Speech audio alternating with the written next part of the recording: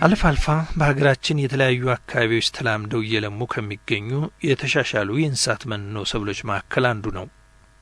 ከፍተኛ የሆነ የንጥረ ምግብ ይዘት በተለይም ከፍተኛ የሆነ ፕሮቲን ያለው የመኖ ሰብል ሲሆን የአፈር ለምነትንም በእጅጉ ይጨምራል።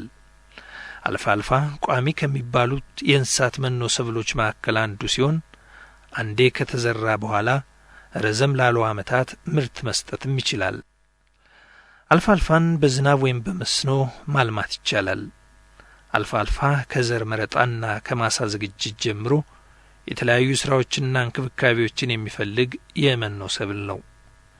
የአልፋልፋ የመኖ ሰብል ዘር ደቃቅ ዘር ካላቸው የመኖ ሰብሎች ዘር መካከል አንዱ ስለሆነ የምዘራበት ማሳ በደንብ መዘጋጀትና መለስለስ አለበት። ዘሩ ከተዘራና ከበቀለ በኋላም የተለያዩ እንክብካቤዎችን ይፈልጋል።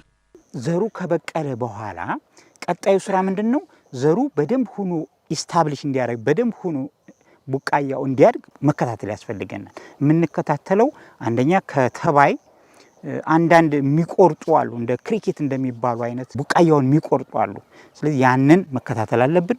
ሁለተኛ ደግሞ አደግ ሲል ደግሞ አረምም መቆጣጠር አለብን። አረሙ ከተነሳ በኋላ እንግዲህ ብዙ ጊዜ ይሄ አልፋልፋ የሚባለው እንዳልኳችሁ ቋሚ ነው። አንዴ ከተዘራ በኋላ ለ7 ለ8 ዓመት የሚቆይ ስለሆነ አንዴ መሬቱን ከቨር ካረገ በኋላ አረም አያስቸግርም። አልፎ አልፎ እንትን ሊያደርግ ይችላል።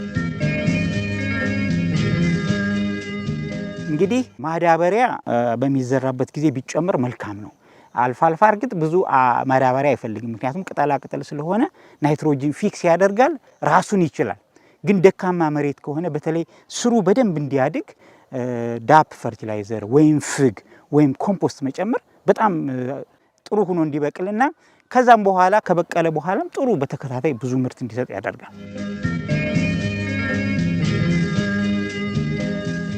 አልፋልፋ የሚመከረው እየታጨደ ለከብቶች መመገብ ነው። በትክክለኛው ጊዜ ታጭዶ ለከብቶች መመገብ ነው። ግን ማሳው በርከት በሚልበት ጊዜ ምናልባት በተለያየ መንገዱ ልናቆየው እንችላለን፣ ለገበያ ማቅረብ ይቻላል። ስለዚህ ለከብቶች እያጨን በምንሰጥበት ጊዜ ምንድነው የሚደረገው? 50 በመቶ የሚሆነው ያደገው አልፋልፋ ሲያብብ ያኔ አጭዶ ለከብቶች መመገብ ነው። እንግዲህ ምንድነው 50% አበበ ማለት በምርታማነቱ ከፍተኛ በጥራቱም ከፍተኛ ነው።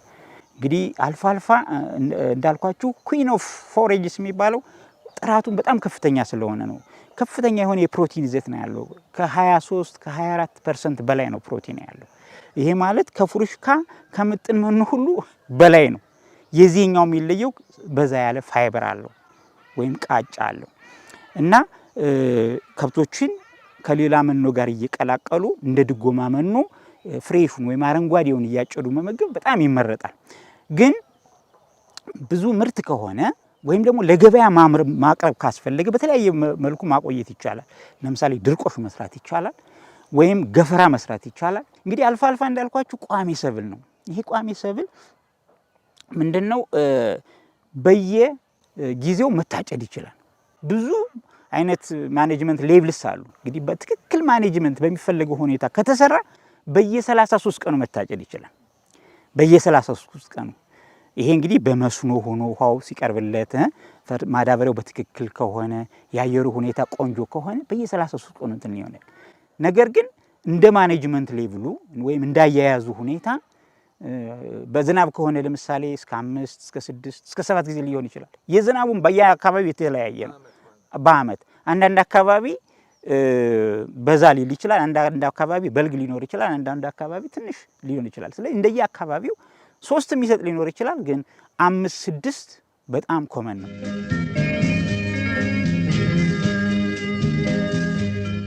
ይሄንን መኖ ለየትኞቹ እንስሳት ነው የምንመግበው ስንል ደግሞ በአብዛኛው የሚመረጠው ለወተት ከብቶች ነው። ለወተት ከብቶች በጣም ይመረጣል። ግን ለሌሎች ከብቶችን መመገብ ይቻላል። ለሚወፍሩ ከብቶች መመገብ ይቻላል። ኢቭን ለዶሮ መመገብ ይቻላል። አሁን ዶሮ አስኳሉን ቢጫ የሚያደርገው ካሮቲን የሚባለው ሚኒራል አልፋልፋ ውስጥ ነው ያለ። ስለዚህ ይህንን እያጨዱ ለዶሮዎች ቢንጠለጠልላቸው ያንን እየተመገቡ ጥሩ የሆነ ከለሩ አትራክቲቭ የሆነ ለገበያ በተለይ ተፈላጊ የሆነው አስኳሉ ቢጫ የሆነውን እንቁላል ማምረት ይቻላል።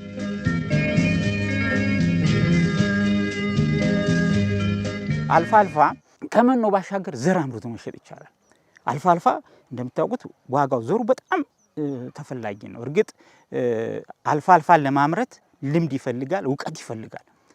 ሁሉም ገበሬ እንዲያመርቱ አይፈልግም። ግን ሙያውና ልምዱ ያለው የዘሩ ሁኔታ በጣም አስተማማኝ የሆነ ወይም ማረጋገጫ ወይም ሰርቲፋይ መሆን የሚችል ዘር አምራች ግን አልፋ አልፋ ዘሩን አምርቶ በጣም ሊጠቀም ይችላል።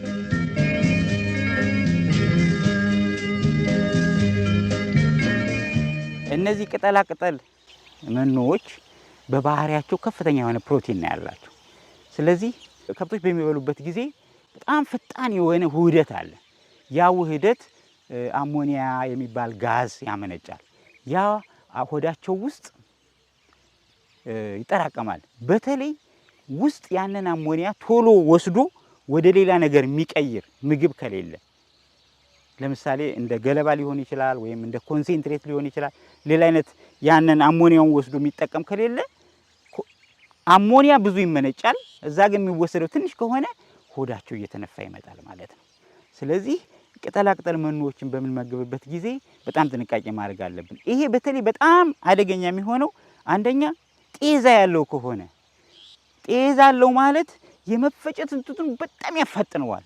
ውሃ ሲኖር በቃ ቶሎ ሲበላ ወዲያው ውህደት በጣም ፈጣን ይሆናል። ሲጠወልግ ግን ቀስ ብሎ ነው እንትን የሚለው። ስለዚህ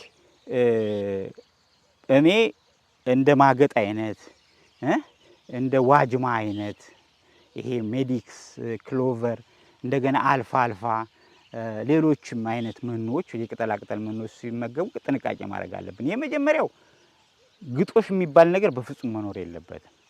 ግጦሽ ባይሆን ይመረጣል። ግጦሽ ላይ እነሱ በነፃ አግኝተው እንደፈለጉ እንዲበሉ ማድረግ አይመጥኑትም። ብዙ ስለሚበሉ ያ አደገኛ ሊሆን ይችላል። ሁለተኛው በተለይ ደግሞ ጠዋት መብላት የለባቸውም። ጤዛ እያለ እንደው ግጦሽም ይሁን በርከት አድርገውም እንዲበሉ ከተደረገ ከሰዓት በኋላ ጤዛው ከረገፈ በኋላ ነው መሆን ያለበት። ሌላው ምንድነው? በባዶ ሆዳቸው መሆን የለበትም።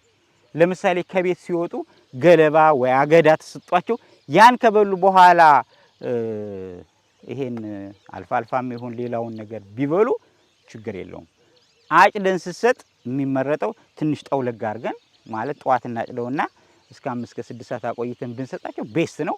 ሲሰጣቸውም ተመጥኖ ነው መስጠት ያለበት። ይሄ ሃይ ኳሊቲ የሆነ ፊድ ስለሆነ ዝም ብሎ መሰጠት የለበትም። ቢቻል በምርታማነታቸው ደረጃ መሆን አለበት። አለበለዚያ እንደዛ አልፋ አልፋና ቅጠላ ቅጠል መኖዎች በተለይ ጤዛ ባለበት ጊዜ ችግር ይፈጥራል። ከብቶችም ሊሞቱ ይችላሉ። እንግዲህ አንድ ከብት ሲሞት ለአንድ ገበሬ ትልቅ ኪሳራ ያደርሳል። ስለዚህ እዚህ ላይ በጣም ጥንቃቄ ማድረግ አለብን።